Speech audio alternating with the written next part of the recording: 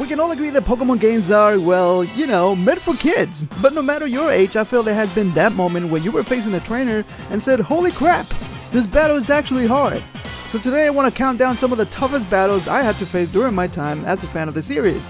Note that your experiences might be different, but it doesn't change the fact that these trainers had well-rounded teams that were meant to give you a hard time. Also, for all you mind readers and people that can foresee the future, no, Whitney is not on the list. Believe me, she gave me a hard time through a couple of my playthroughs, but she's overrated, and it's time we shine some light on other trainers. Enough blabbering, let's get to it.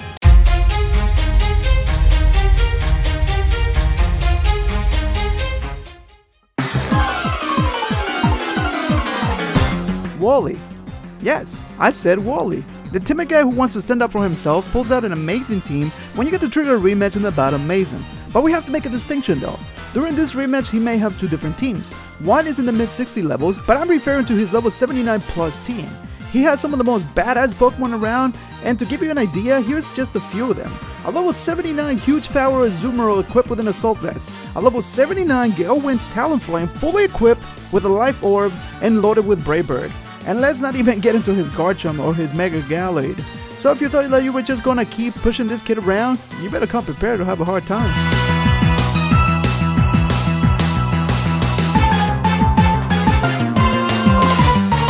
So in the number 4 spot we have one of the most popular characters out of the entire franchise. Everyone knows and loves this trainer for its amazing contributions.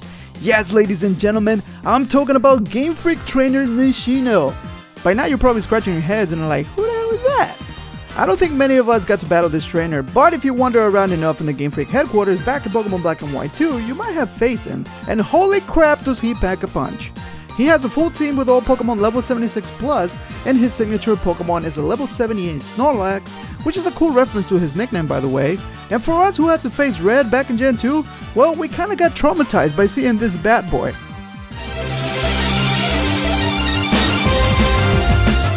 You know this one was coming. Cynthia is the type of trainer that inspires respect and admiration.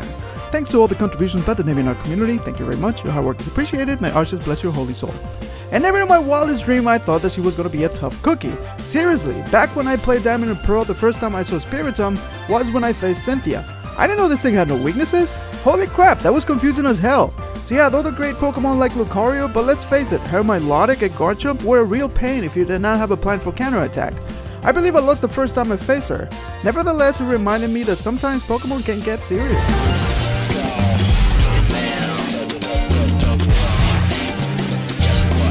This might be a surprise to you, but Ghetsis was actually hard. And I mean difficult. I know we're just talking about Cynthia, but don't go there. Don't mix it.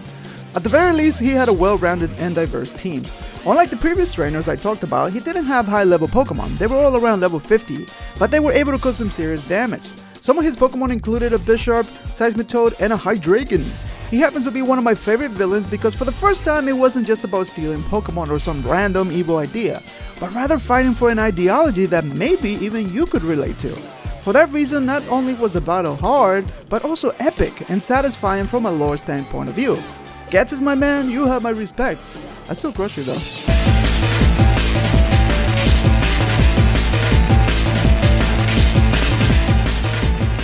Now, the moment we were all waiting for, the title for the toughest and hardest Pokemon battle goes to the one and only supreme trainer of all time, Red. You know how generic that would be? Another Red fanboy?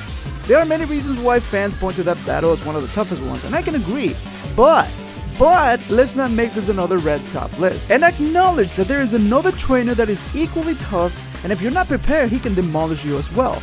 I'm talking about the true original champion, Blue. Specifically the rematch in Fire Red and Leaf Green. Like many trainers in this list, he has very high level Pokemon, all in the 70 plus levels. And they include some of the toughest ones as well, such as a Heracross, Tyranitar, Gyarados, his signature Alakazam, and of course others such as a Kanto starter. This guy means business, and I believe that he deserves more recognition. After all, he became the champion way before you, Red, and you could never make that go away. Okay, maybe we could chillax for a minute. Well, there you have it, Pokemon fans. I hope that you guys enjoyed the list, and of course don't forget to share your thoughts in the comments below. I also want to mention that there are even tougher battles in the Colosseum series, but I wanted to stick to the main series of handheld games. Overall, the trainers in the list are simply amazing and have provided fun after fun in my younger years. Yes, I'm a grandpa. But of course, it's time for my coffee again. So, smell you later, losers. Ooh.